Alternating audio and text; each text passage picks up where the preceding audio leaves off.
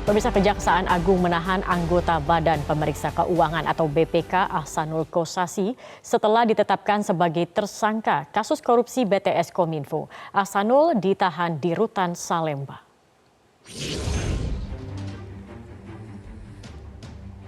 Anggota 3 BPK RI Ahsanul Kossasi diperiksa setelah Kejaksaan Agung menerima persetujuan dari Presiden.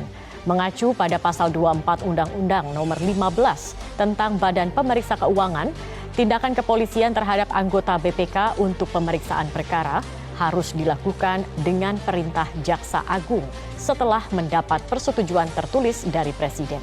Kejaksaan Agung terus mendalami kasus korupsi BTS 4G dengan fokus utama pada aliran dananya yang hingga kini belum terang penyelidikan kasusnya. Termasuk dana yang disalurkan ke BPK melalui tangan pegawai swasta asal Surabaya berinisial SR. Seperti diketahui, SR berperan sebagai penerima dana 40 miliar rupiah dari tersangka WP yang diduga diberikan kepada BPK dalam upaya penutupan kasus korupsi BTS 4G.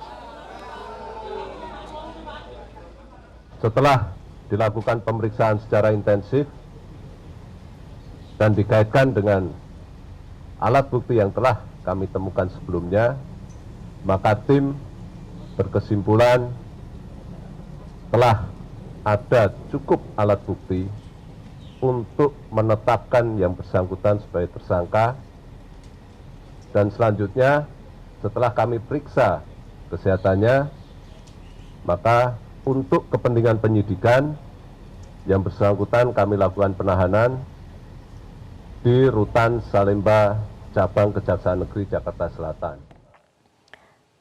Dan untuk mengetahui perkembangan penyidikan kasus dugaan korupsi BTS Kominfo yang kini juga menjerat anggota Lembaga Tinggi Negara BPK Ahsanul Kossasi, informasi selengkapnya akan disampaikan oleh Diandra Mukni langsung dari Gedung Kejaksaan Agung Jakarta. Diandra, apa peran dari Ahsanul Kossasi dalam kasus korupsi BTS ini? Baik, selamat sore Zakia dan juga pemirsa. Seperti yang kita ketahui, anggota 3 Badan Pemeriksa Keuangan atau BPK, Ahsanul Kossasi resmi ditetapkan sebagai tersangka oleh Kejaksaan Agung terkait dengan kasus dugaan korupsi dalam penyediaan infrastruktur BTS 4G di Kementerian Kominfo.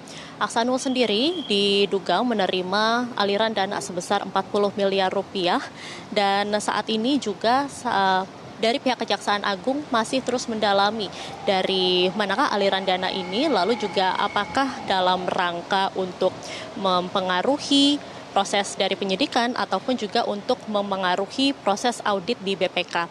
Sebelumnya memang nama Ahsanul sendiri ini mencuat di proses persidangan kasus korupsi BTS 4G Kominfo yang saat ini juga masih bergulir di Pengadilan Negeri Jakarta Pusat, dan dalam sidang tersebut terungkap bahwa ada aliran dana yang mengalir ke Badan Pemeriksa Keuangan, dan juga Ahsanul ini dikatakan diduga menerima uang sebesar 40 miliar rupiah tersebut di salah satu hotel yang berada di Jakarta Pusat pada bulan Juli 2022.